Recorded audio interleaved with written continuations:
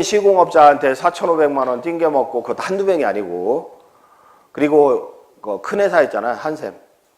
한샘에다 물건 쓰고 거기다 한 1,200 걔들도 띵기더라고요. 건 한 10억 가까운 외상값을 안 갖고 잠수 타버렸어요. 걔가. 그러니까 일반 시공자들이 망하는 이유는 외상값 못 받아서 망하는 겁니다. 이 주식회사 대원 얘네들도요, 하청업자들 다 외상 준 거예요, 외상. 근데 다 외상을 주는데요, 하청업자 한 명 잘못 만나잖아요. 연장 딱 놔버려. 돈 달라고. 진행 못 한다고. 그러면 후속 공정이 이루어지지 않습니다. 공사가 장기화됩니다. 그러면 얘는 건축주 찾아와요. 돈 좀 마련해 주시면 안 된대요. 돈 좀 마련해 주시면 안 된대요. 공사를 딱 멈추면서. 근데요, 도급계약서는 뭐야?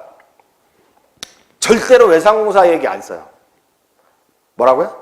도급계약서에는 건설교통부에서 그 제시하는 도급계약서 있잖아요. 아, 시계 여기 있구나. 죄송합니다. 건설교통부에서 제시하는 도급계약서 양식대로 쓰다 보면 1차 뭐 기성권 언제 주고 2차 기성권 언제 주고 잔금 언제 주고 이렇게 쓰게 돼 있어요. 그래서 도급계약서에는 절대로 외상이라는 표현이 없습니다. 기성부에 따라 지불한다고 돼 있지.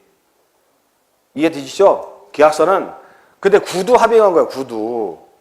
그러니까 재판에서 지는 거지. 건축주는 재판에서 지게 돼 있어요. 왜냐하면 판사는 도급 계약서만 보고 판단하니까. 제가 대법원까지 간 사건들이 몇 개 있는데요. 승질 나가지고. 대법원까지. 거의 끝났어요. 시공자한테는 지게 돼 있어. 왜? 대법원이든 고등법원이든 계약서만 보고 판단해요. 그래서 제가 법정에서 뭐라고 하는지 아세요? 판사한테? 아니, 판사님, 어렵게 고시 공부해서 학교 갈 필요가 없겠네요. 국어국문학과 나오는 학생들이 판사하면 되겠네요. 표시만 보고 판단하니까. 그 공신력이 있는 증인, 이 증인들의 말은 안 믿어요. 표시가 있다면. 더 열받기 전에 빨리 넘어가면. 그래서 참다 못한 건축주는 아까 효숙, 그분 승질 있나 봐. 두 번째 건설회사를 상대로 도급계약 해지, 나가! 건물 명도소송을 제기한 거예요.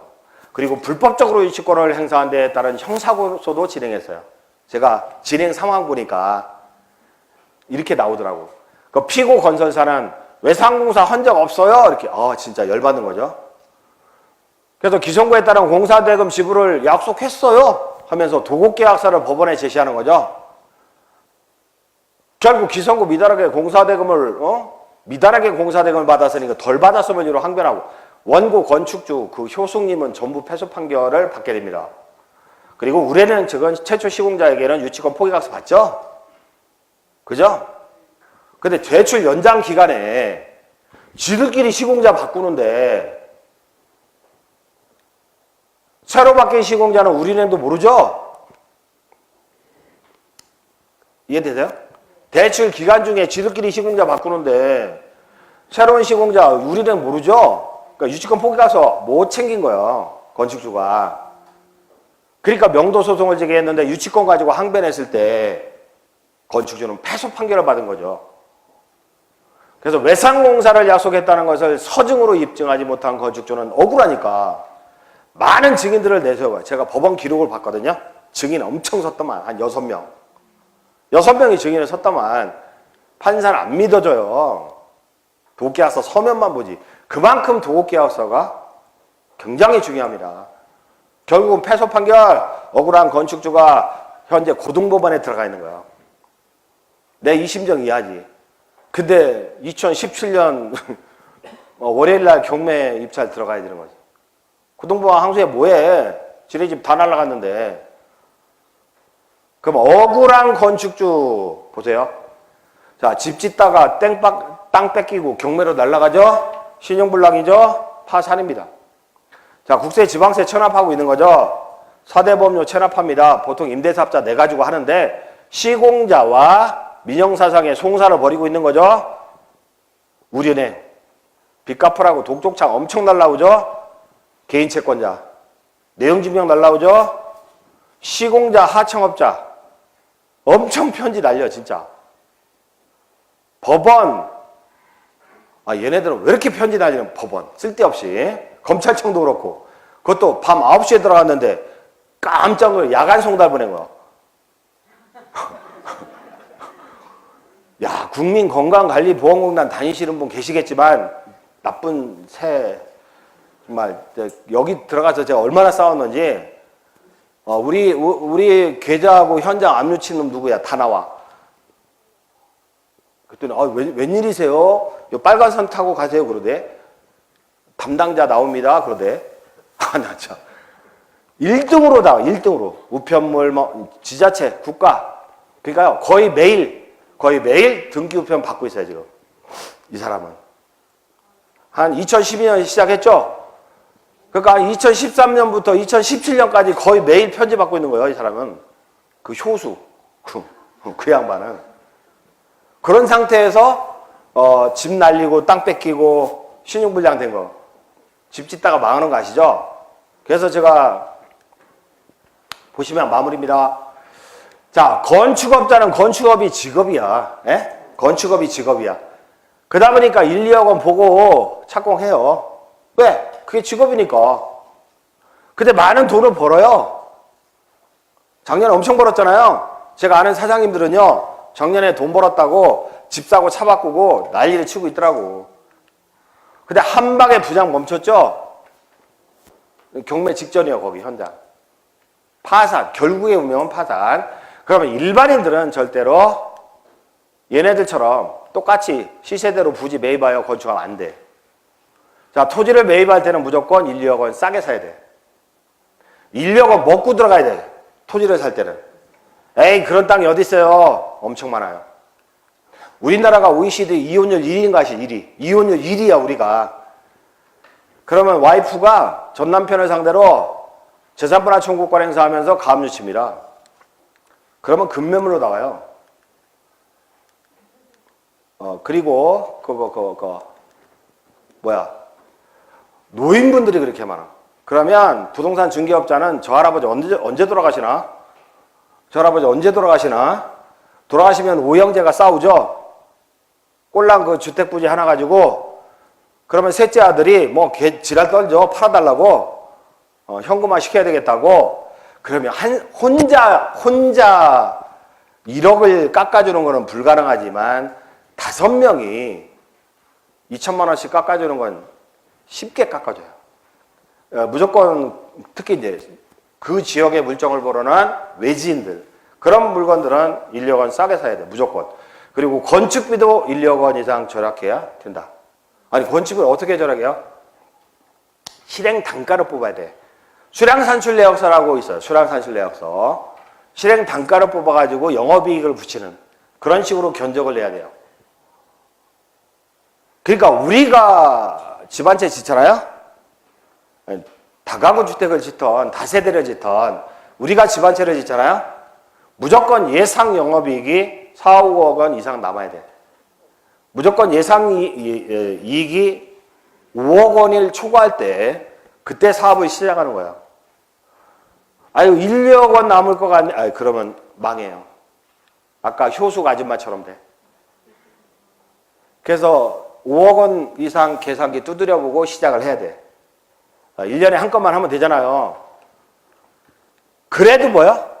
시공자 잘못 만날 확률이 90%, 외상공사하면 무조건 파산자가 될 확률이 90%, 공사대금 100% 확보했다고 저축은행한테 공사비를 다른 곳에 유용합니다. 실패할 확률 90%. 자, 너무 이상한 것만 얘기해서 죄송합니다. 건축하지 말라는 거지. 하지 말라는. 나 건축 강의 하잖아요. 네, 건축 강의. 건축 강의 하는데 건축하면 떼돈 법니다. 이런 강의가 아니에요. 그건 사기꾼들 강의죠. 아까 박종철 선생 있잖아요. 용산개발의 전망 강의했잖아요. 걔가 내 친구거든. 나보다 한 살 어려. 걔가 더 들어 보이죠? 근데 제가 볼 때는 그 친구도 대학 교수로 있고 이 토지 분야에서 국내 1위라고 보거든요. 근데 그 친구 조교가 있어. 남머식이라고, 남머식이 소장. 걔가 이제 고등학교 졸업하고 이제 편집 직원으로 있었어요. 편집 직원. 근데 대학을 못 나와서 방통대 들어간다고 해서 등록금은 얼마냐? 100만 원이래. 100만 원 준 거야. 나중에 알고 보니까 방통대는 등록금 30만 원이더라고요. 이놈이 70만 원 사기 쳐먹은 거예요. 편집 직원이. 그리고 그 편집을 하니까 용산 개발이든 뭐 평택 이런 전망이든 이 원고 싹 지가 갖고 있잖아요. 강의 그대로 이렇게 하고 있잖아요. 지금 국내 1위죠, 걔가. 부동산 실무 강의로. 건국대학교에서 대관에서 쓰고 있고, 대관. 70만 원 내면 대관이거든. 우리는 대관 아니에요. 숙대 정규과정 강의니까 대관 안 해. 대관하면서 건대 부동산 개발 담당 교수라고 광고하고 있더라고요. 걔가. 2년 만에 이쪽 시장 1위. 제가 건대 얘기해서 걔 내쫓아버렸어요. 다음부터는 건대 콘서트 못해, 걔네들. 건대 콘서트 갔다 오신 분들 있죠? 우리가 하는 거 말고 저 해본관에서 하는 거. 사기꾼 놈들. 그러니까 걔네들은 이거 하면 떼돈 법니다. 그러죠? 그러니까 우리한테 투자하세요. 그 투자자문 회사 운영하죠? 근데 법인 등기는 안 돼 있어요. 직원도 없고. 자본금 20억인데 자산운용 살려면 자본금 20억에 자산운용 살려면 20억. 근데 보증금 200만 원에 30만 원 월세 사는 애인데 저 서울대 전철역 입구에서. 근데 저기 개발 강의 하고 있잖아요. 그러니까 실무 부동산 모르면 맨 밑에 있어. 자, 상속받고 증여받고 아버지한테 할아버지한테 100억 200억 상속받고 증여받고 그럼 부자 되죠. 근데 그 밖에 수단으로 부자 되는 방법은 뭐가 있을까요? 두 가지입니다. 아이디어가 접목된 IT 기술. 아주 획기적인 IT. 아니면 옥석이 가려진 부동산이에요. 아직도 부동산 이외에는 돈 벌 수 있는 방법이 없어요. 방법이 없다고. 그런데 부동산 공부하다가 망가지는 거 아시죠? 망가집니다. 그래서 제가 한참 기획부동산으로 피해보고 그러실 때 제가 건국대학교 뭐 여러 가지 대학교에 그 토지 강의를 세팅하면서 이 땅 사면 떼돈 법니다. 그게 아니라 이 땅 사면 망합니다. 큰일 납니다. 그리고 제가 소규모 건축 디벨로퍼 과정을 건대에서도 하고 숙대에서도 할 거거든요. 5월 셋째 주부터인가 할 거예요. 숙대에서도. 교통 편하신 분들은 오세요. 근데 거기에서 제가 건축 강의할 때 무슨 강의예요? 이거 저기 건축하면 떼돈 벌어요. 같이 투자합시다. 이런 사기성이 아니라 이거 하면 큰일 납니다. 혹시 하시려면 도급계약서는 이렇게 써야 되고요. 특약사항은 이래야 됩니다. 이런 강의라고요. 이런 강의만 하다 보니까 맨날 망한다는 소리만 했어요. 죄송합니다.